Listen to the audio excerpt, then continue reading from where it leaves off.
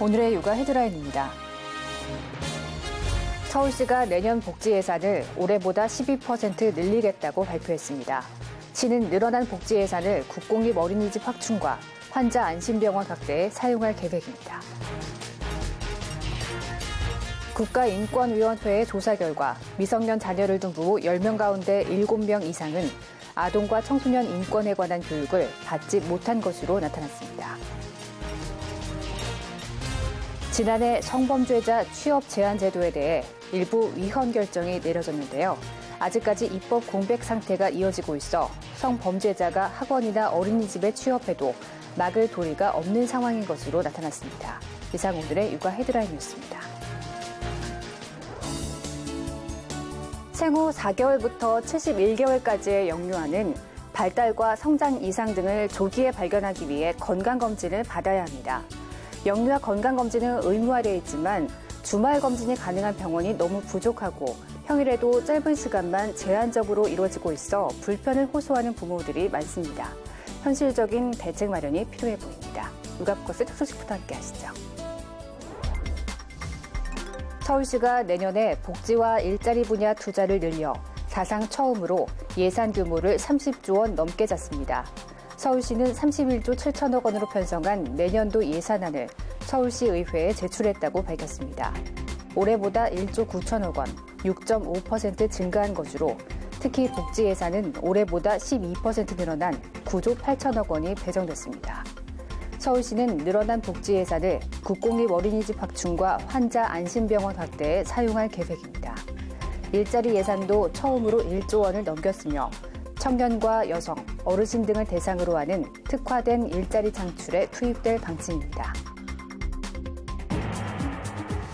미성년 자녀를 둔 부모 10명 가운데 7명 이상은 아동과 청소년 인권에 관한 교육을 받지 못한 것으로 조사됐습니다.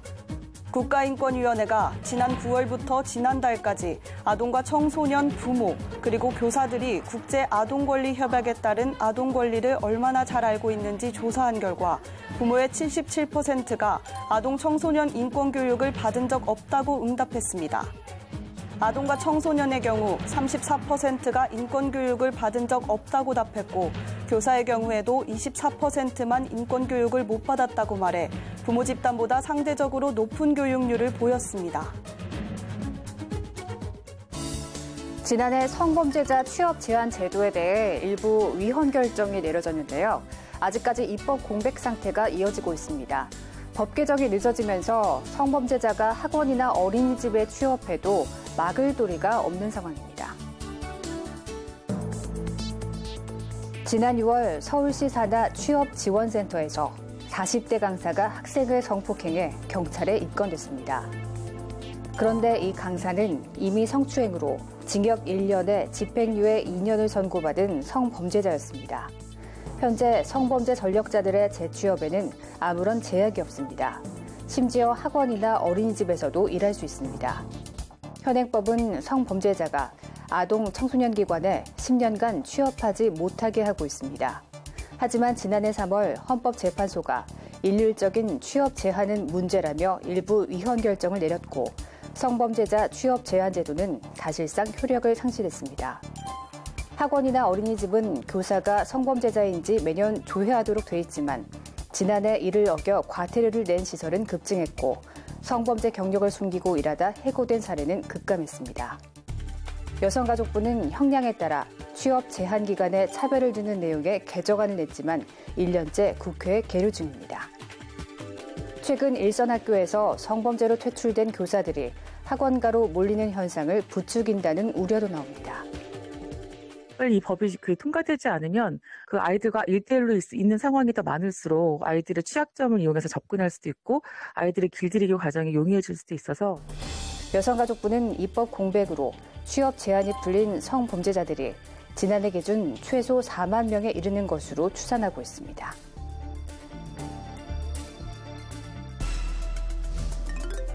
외부 전문가들로 구성돼 수사제도 개선과 인권 강화 등을 주문해온 경찰개혁위원회가 현 정부 국정과제 중 하나인 자치경찰의 밑그림을 발표했습니다.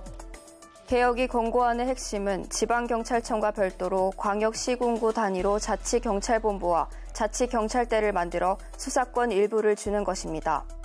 자치경찰은 범죄 예방과 질서 유지 업무 등을 담당하는데 학교폭력이나 가정폭력, 단순 실종자 수사 등 생활범죄도 직접 수사할 수 있습니다.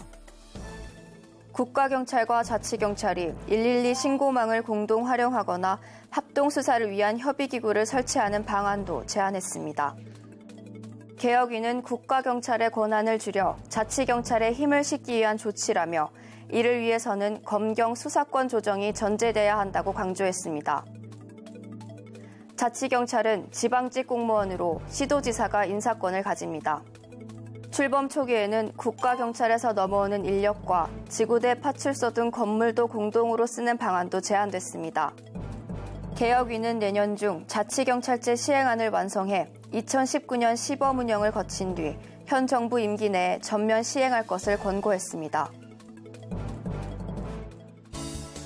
일반적으로 학교 교실을 생각하면 커다란 철판을 마주한 채 일렬로 놓여있는 책상들을 떠올리기 쉬운데요. 다락방과 미끄럼틀까지 갖춘 확 달라진 교실들이 등장했다고 합니다. 책상과 칠판만 놓여 딱딱하게 느껴졌던 네모난 교실이 완전히 바뀌었습니다. 실내화조차 벗어던진 채 자유롭게 놀 수 있는 공간부터 교실 뒤편에 마련된 다락방, 그리고 아이들이 기어 올라갈 수 있는 암벽까지 일명 꿈을 담은 교실입니다. 올해 시행된 서울시 교육청 사업으로 획일화된 학교 공간을 학생 중심의 창의적인 공간으로 바꾼다는 겁니다. 유치원을 다니다 갓 학교에 입학하면 달라진 교실 환경에 당황하는 학생들을 고려해 초등학교 1, 2학년 교실이 주로 대상이 됐는데 서울시 내 20개 초등학교가 시범 사업에 참여했습니다. 설계하는 단계부터 아이들도 참여해 자신들이 꿈꾸는 교실에 대해 그림을 그리고 의견을 냈습니다. 1학년 학생들은 이런 교실을 원했습니다. 안정감 있고 따뜻한 교실, 그리고 작은 공간에서 책을 읽고 다락방에서 친구하고 놀고, 처음 교실을 옮기는 날 그 학생들이 좋아하는 모습에 공간의 변화를 통해 놀이하듯 재미있는 학교를 만든다는 건데 아이들 적응 문제를 걱정했던 학부모들도 한시름 놨다는 반응입니다. 서울시 교육청은 꿈 담은 교실 사업을 중고등학교로까지 확대해 내년에는 22개의 초등학교와 11개 중고교에 꿈 담은 교실을 만든다는 계획입니다. 정부가 당초 예상보다 일자리 안정자금의 지원 대상을 대폭 늘렸습니다. 기본적으로 고용보험에 가입된 30인 미만 고용사업체라면 근로자 1명당 월 13만 원을 지원받게 되는데 월 급여 기준은 내년 최저임금 환산액을 훨씬 웃도는 190만 원 미만으로 확대했습니다. 일주일에 15시간보다 적게 일하는 초단시간 근로자나 만 65세 이상 근로자 등 고용보험 적용 대상이 아닌 근로자도 지원 대상에 포함됐습니다. 해고 우려가 높은 아파트 등 공동주택의 경비원이나 청소원은 예외적으로 30인 이상 기업이어도 지원을 받을 수 있도록 했습니다. 고용보험 등 사회보험료 추가 부담에 대해서는 건강보험료 지원 비율을 기존 60%에서 최대 90%로 늘리고 세액공제를 확대해 부담을 절반으로 낮추는 등의 방안을 제시했습니다. 앞서 지원 거부까지 언급했던 소상공인 측은 대책이 전보다 진일보했다고 환영의 뜻을 밝혔습니다. 다만 내년에만 한시적으로 지원되는 데 대해서는 불만을 드러냈습니다. 정부는 한시적으로 하는 것이 원칙이라면서도 연장 가능성을 시사했습니다. 한 해 해보고 그치는 그렇게 하지는 않을 것입니다. 한시적이지만 제대로 잘 그 소프트 랜딩 할 수 있는 방법을 내년 아마 하반기가 되겠죠. 중에는 저희가 결정을 할 그런 생각이 있다는 말씀을 드립니다. 아울러 국회 예산심의 결과에 따라 세부 내용은 달라질 수 있다고 덧붙였습니다.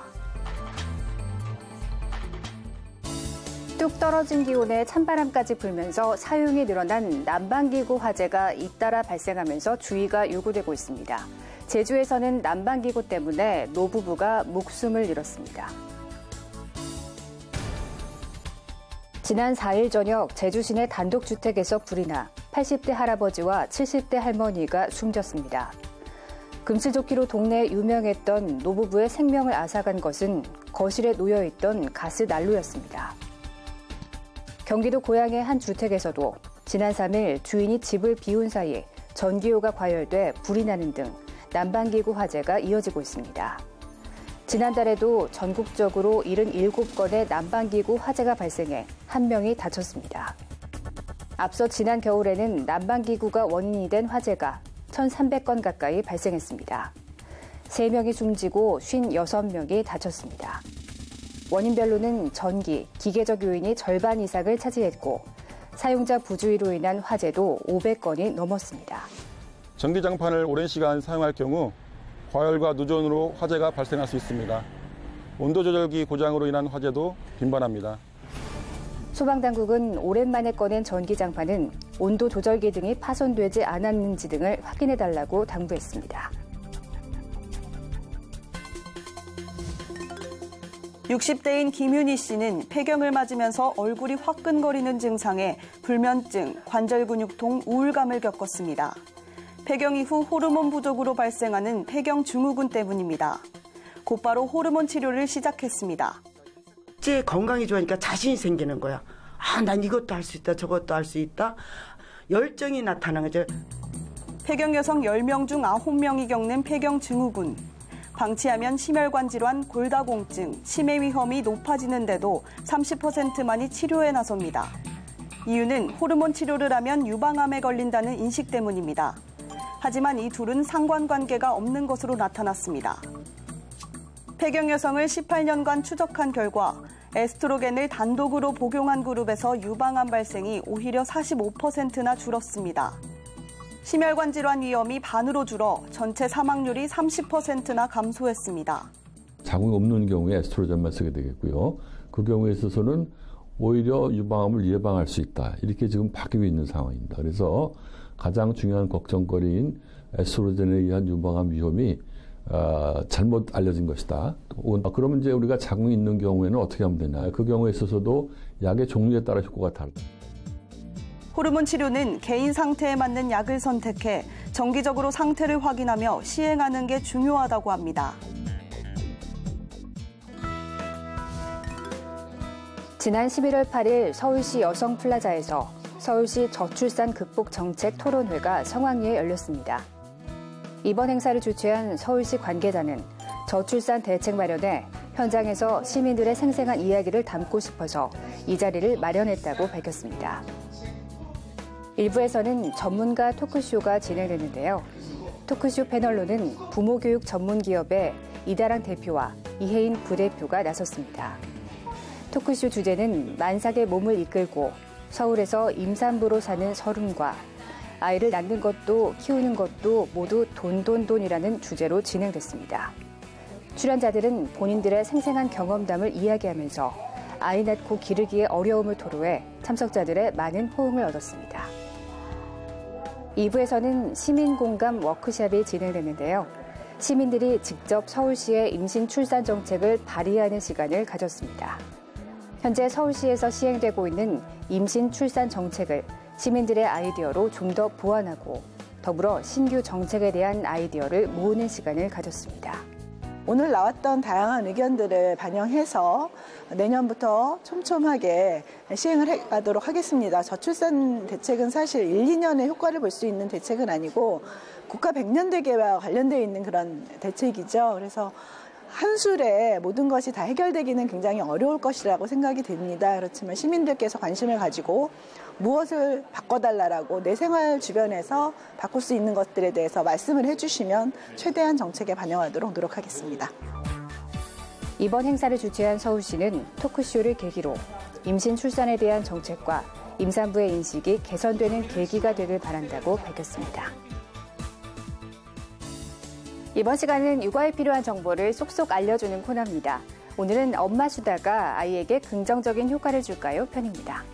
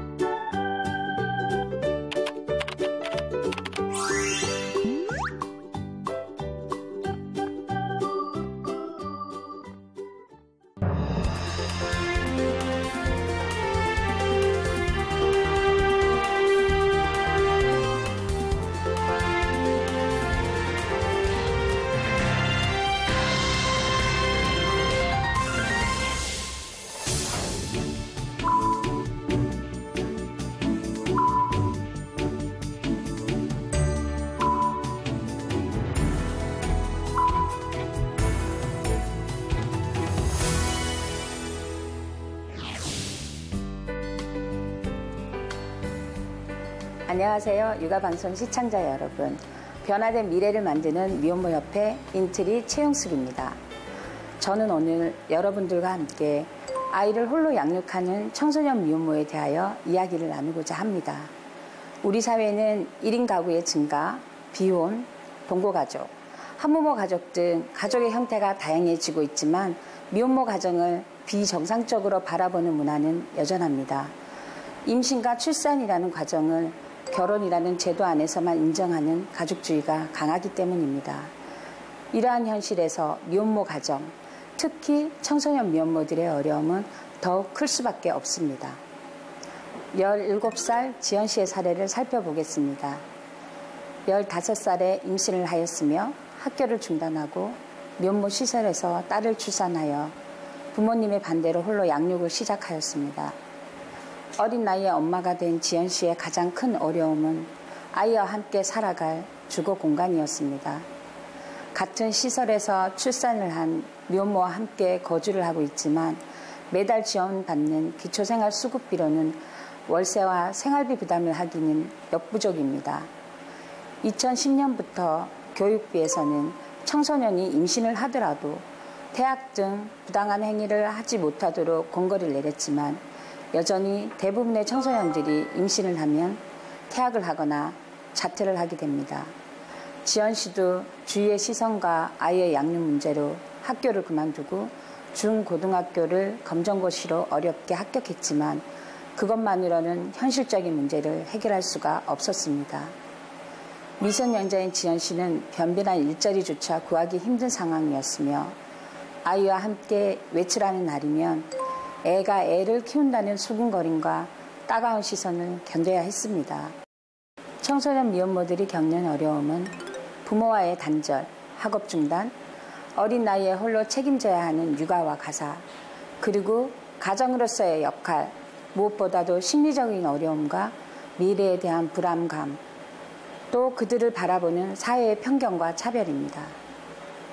가족이란 사회를 구성하는 채소의 단위이며 한 사회의 모습을 비추어주는 거울이라고 합니다. 이제 1인 가구가 한국 사회의 가족관계의 현실을 가장 구체적으로 들여다볼 수 있는 거울이 되고 있으며 미혼모 가족이 불완전한 미완의 가족이라는 인식부터 버릴 필요가 있습니다. 그렇게 사회의 인식이 달라지고 차별이 사라진다면 그들의 삶이 달라질 것입니다. 청소년 미혼모들은 임신과 동시에 보호의 대상이 되어야 하지만 실상은 보호받지 못하고 사회적 약자가 되고 있습니다. 그러나 청소년 미혼모들도 사회 일원으로 각자 자신의 몫을 채워나갈 사회의 구성원입니다.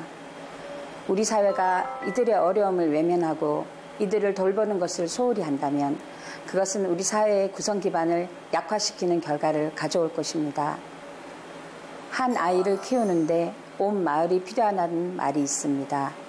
우리 사회가 위기에 처한 청소년 미혼모들에게 그들의 선택을 인정해주고 존중해주는 그리고 함께 아이를 키우는 건강한 사회이기를 바라봅니다. 인트리에서는 36개월 이하 자녀를 양육하는 미혼모 및 임산부에게 긴급 생계비, 긴급 의료비, 긴급 주거비, 청약저축 매칭 등 다양한 지원 사업을 진행하고 있습니다.